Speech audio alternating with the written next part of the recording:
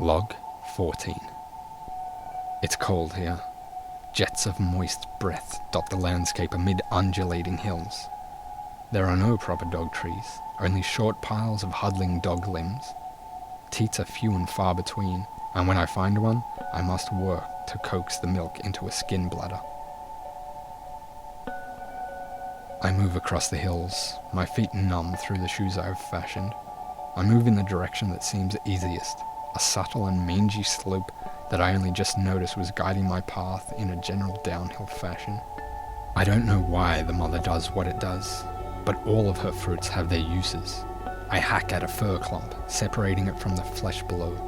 There is only a little blood from a grazed skin tag. I fold and shape the waxy fur onto the insulating hairy coverings on my body. The dog flesh rumbles beneath me in a more than disconcerting way. It has been doing that for the past several weeks, more so the further I have travelled. It is getting colder. I can hear only the wind now, tearing across the mother. The howls, warbling and mournful, have stopped. The sharp barks and yips no longer form a background cacophony. I huddle into my coverings and shoulder ahead. I have no path to follow but forward. The ground feels harder here. The gentle give of the dogland has ceased, giving way to a dull sound absorbing thud of matted fur. I slipped yesterday on what seemed to be a lake of solid piss. It was not reabsorbing into the mother. My own shivering seems to syncopate with the occasional rumbles of the mother. Her flesh no longer seems like a living being, but I know that deep within her the blood flows. It is so cold here. I continue forward every day. The ground slopes more, and I struggle to sleep in a forgiving skin fold. There is no purpose but to move forward now, one foot in front of the other. It has been dark for as long as I can remember. How long will this night last? The air is dry. The land is mostly featureless and hard as I walk. The wind blows clumps of brittle hair across my face, and they hurt. A soft pop, a subtle blue flash, and then they blow past me. My hands are deep within my coverings. They are numb, and if I expose them to ward off the shocks, then the cold will take them from me. I've already lost 3 toes. I can no longer feel that foot. I no longer bother to light fires in the deep crooks where I sleep. But the last I saw of that foot, it was black and swollen. It felt like it was burning. My travel is slow.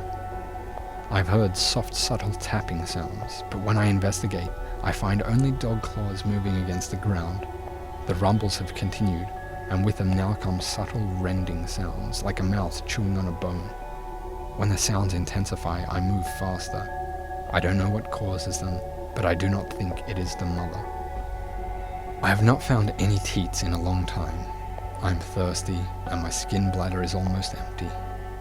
I would kill my own parents for a fresh puppy fetus. I passed a small pile of humans, almost buried in a billowing dry fur. They were dead and desiccated. They looked like they were strong when they lived.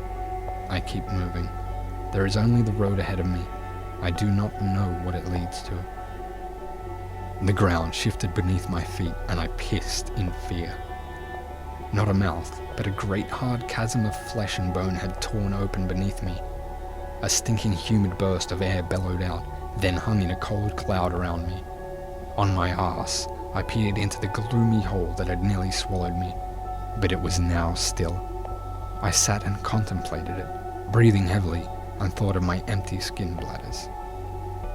Slowly, I could hear sounds several dozen feet below me start to play an echo in the cleft. A soft slapping, then a gurgle. I don't know how, but I knew that this was my chance for sustenance. I slid into the meaty maw. I climbed down a shorn slab of giant ribs, still red and moist, and finally landed on the steaming dark floor of the hole. It writhed beneath my feet. I felt around, not knowing what I was looking for, when my hands fell upon a thumping tube set to the meat wall. An artery. I grabbed it, pulling at connective flesh, and then bit at it. The blood shot out in spurts, and I drank my fill. I was covered in viscera. I struggled to fill my skin bladders. The cleft shuttered around me, and I knew that I must leave it immediately. The walls were starting to hang tendrils of meat feelers to heal this damaged canyon. I exhausted myself climbing out, and nearly fell back in as I crested the edge of the crack, out into the cold night. The dog flesh slowly mended behind me as I panted on the hard ground. Before I left it, I considered it and catalogued it. A stretch mark. The mother was still growing. I am so weak, and it is so cold. My filled bladders of blood are gone, and the grey dogscape stretches before me. I must make it to my goal, but I do not know what my goal is. I have walked for what seems like months in the darkness. I climb down a huge mass of frigid dog flesh. It is like a great heap of small dogs, a pile of dog heads and legs, a mound of tails and torsos. It is cold and lifeless. A slow, low creaking can be heard deep within it. I grip an ear and lower myself to the bottom of the wall of dog, and my foot lands on something else. I gasp, then get caught in a fit of coughing. I don't know what I am standing on, but it is not the mother. I feel queasy, nauseous. What could possibly be not the mother? It's frigid and hard, but I scrape at it and bits of dandery coldness come up off of it. I hold them close to my face and my breath turns the stuff to water. I try to eat a handful of it, but it is so cold that it robs me of almost all of my remaining energy. The moisture trickles down my throat. It is good. I look behind me at the dog wall, with its exposed frozen bones and happy-looking faces, then ahead of me at the featureless dark. I am too far gone to turn back now. I continue walking for hours, then sleep. Then I walk more. My footsteps are leaden. Finally, ahead of me, I see a light. I make my way towards it, slowly over the course of several hours. It is a beacon to me now, a bright, glowing, steady fire. As I approach, I see that the guiding light stands on a pole before a series of low, dark structures. They are like solid walls of bone, but not. They are not of dog flesh. The billowing hair and cold dandery water pile against the sides. I know that this is what I was destined for. At one end, near the light, is a dark panel set into the wall. On it are markings placed there by some person's hand, but I do not know what they say. AIS-1 and entrance. I shoulder against the panel, but it barely shudders. I try again and again. I am renewed with purpose by the discovery of this place, but I am weak from my travel. I lean my back to the panel and slide down it, exhausted.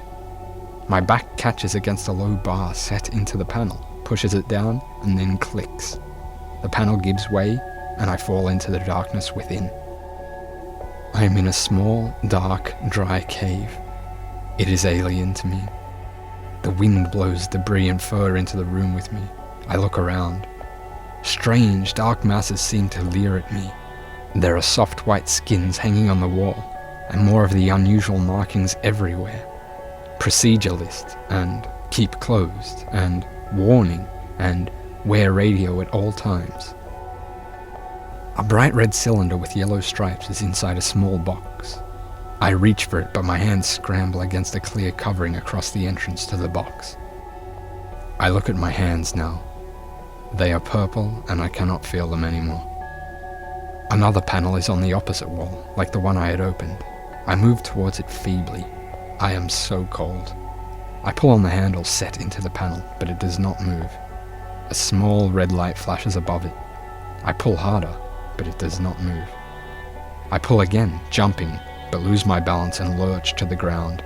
I smack my head with a dull thud. The cold is blowing in fiercely from the opening behind me. I scrape against the hard panel, but it will not move. More markings adorn it. Close outer door first. I do not understand them. I sit against the panel. My vision is blurry, and a trickle of my own blood seeps across my eye. I go to sleep there, leaning against the dark doorway. I sleep and do not wake up.